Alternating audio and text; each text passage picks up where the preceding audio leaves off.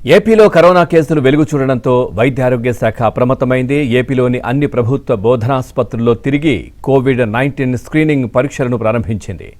RTPCR కిట్లు, sample collection material, viral transport మీడియాను సరఫరా చేస్తోంది. ఇక వైద్య సిబ్బంది పీపీఈ కిట్లను వాడాలని వైద్య ఆరోగ్య శాఖ సూచించింది. అనుమానిత రోగులకు చికిత్స కోసం ఆక్సిజన్ సరఫరా ఉన్న బెడ్లు, ఐసోలేషన్ వార్డులను సిద్ధం చేయాలని ఆదేశించింది. ఈ మేరకు డిఎంహెచ్ఓలు, డిస్ట్రిక్ట్ సర్వేలెన్స్ ఆఫీసర్లతో పాటు బోధనాసుపత్రుల సూపరింటెండెంట్లు, వైద్య కళాశాలల ప్రిన్సిపల్లకు ఆదేశాలు వెళ్లాయి.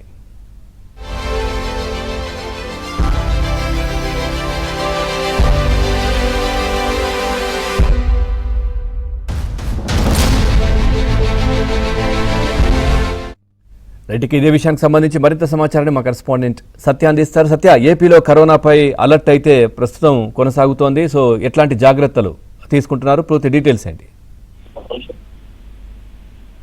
రాష్ట్రంలో 5 జిల్లాల్లో కరోనా కేసులు కొత్తగా రావడంతో రాష్ట్ర ప్రభుత్వం అప్రమత్తమైంది. ముఖ్యంగా రాష్ట్రంలో కోవిడ్ కేసులు వెలుగు చూసినట్లు సమాచారం రావడంతో రాష్ట్ర వైద్య ఆరోగ్య శాఖ అన్ని ప్రభుత్వ ఆసుపత్రులు, బోధనాసుపత్రులతో కూడా వ్యాధి నిర్ధారణ పరీక్షలను ప్రారంభించింది.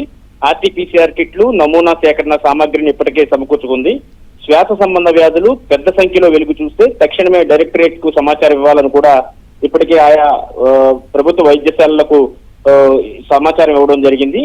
ముఖ్యంగా కడప జిల్లాలో ఈ మధ్య కాలంలో కొన్ని కోవిడ్ కేసులు వెలుగు చూడడంతో రాష్ట్ర ప్రభుత్వం అప్రమత్తమైంది. ఇతర జిల్లాల్లో ఎక్కడా కూడా ఇటువంటి కేసులు నమోదు కాకుండా ముందస్తు జాగ్రత్తలు తీసుకోవడంతో పాటు ఎక్కడైనా కేసులు నమోదైతే రోగి యొక్క హిస్టరీని కూడా తెలుసుకోవడం, ఆయన ఎక్కడెక్కడ ట్రావెల్ చేశాడు, ట్రావెల్ హిస్టరీ కూడా సేకరించాలని ఇప్పటికే ఆదేశాలు జారీ చేశారు.